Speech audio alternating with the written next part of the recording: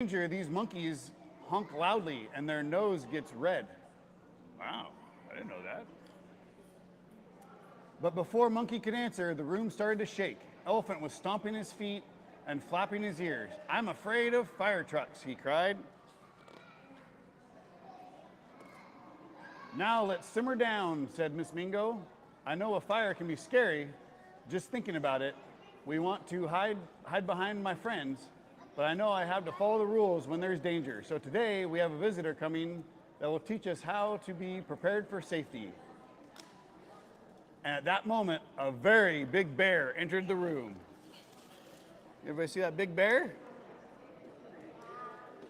He's dressed up like a firefighter.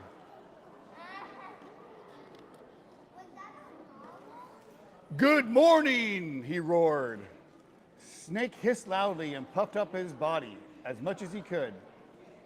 Pig darted away from the bear, dove under Miss Mingo's desk. No need to be afraid, Miss Mingo reassured. It's just Chief Grizzly under all that gear.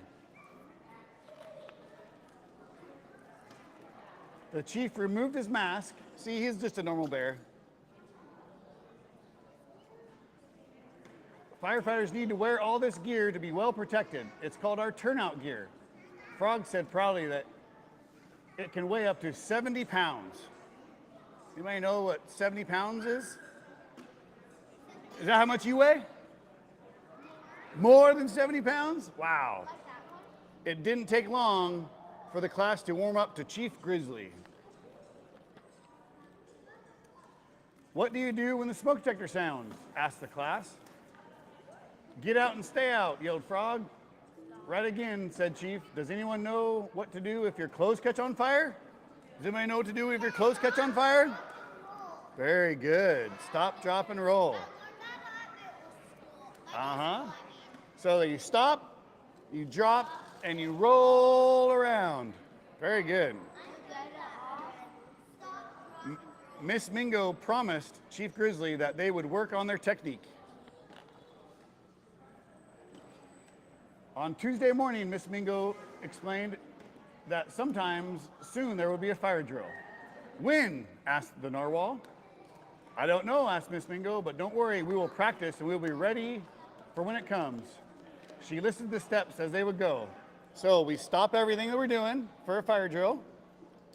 We get in line with our buddy, no talking. Follow the primary route out of the building and go to the designated spot outside to line up. First, they practiced lining up. Alligator insisted on being the line leader. Koala brought along a snack, and everyone was talking. Uh-oh, everybody was talking. Remember, said Miss Mingo, everything stays here in the room. Even my eucalyptus? Asked Koala. I can't leave that behind. Koala was upset, and he started rubbing his chest and growling. P.U., said Alligator. What's that smell? She dropped Koala's hand and ran to the end of the line. When koalas get excited, they sometimes rub their chest and they have glands that release a stinky odor. Oh my, said Miss Mingo.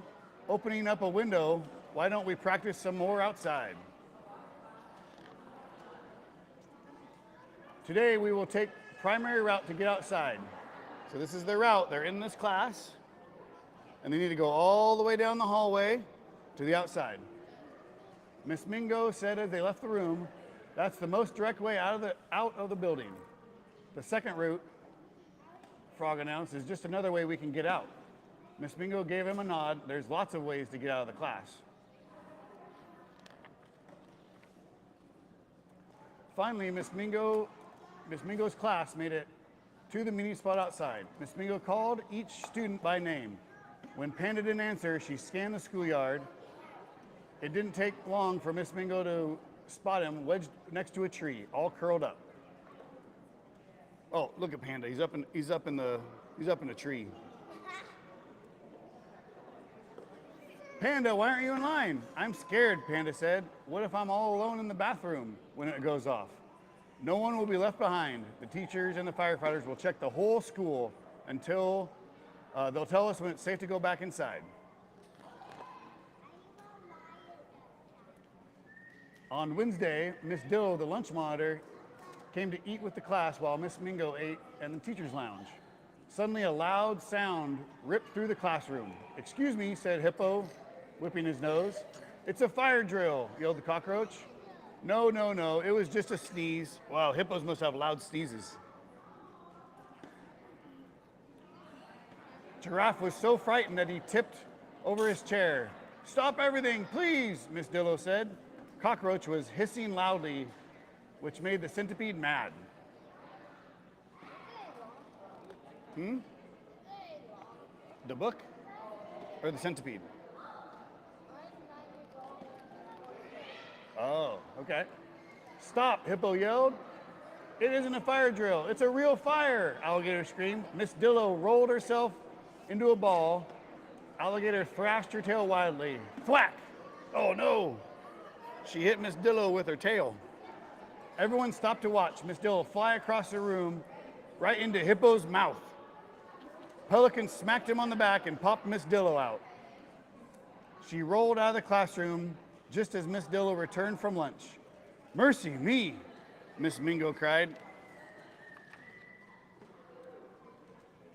Friday morning, students trickled into the classroom. Miss Mingo reviewed all they had learned about fire safety one more time. During the morning meeting, the siren blasted, the big red lights flashed. "It's here," hollered Pig. "It's the fire drill," Octopus cried. He squirted ink all over everyone. Oh no. But the class stayed calm. Narwhal helped some of his classmates with the doorway, and students began to line up with their buddy. Miss Mingo led her class out of the room and down the hallway. Everyone protected their ears from the loud sound. No one was talking, no one was running, and no one stopped at their cubbies. Students were just about to exit the building when they found Chief Grizzly blocking the entrance with a sign that said "Fire!" He smiled and then wrinkled, and they all knew it was a special test. Frog nodded, and the class filed out using their secondary egress. Outside, the class formed a perfect line and stood in perfect silence while Miss Mingo called out everyone's name. They were the very first class to be ready. Miss Mingo was so proud of her students, and so was Chief Grizzly, who rewarded them all with a job well done. Oh, there they are on the fire engine. Good job.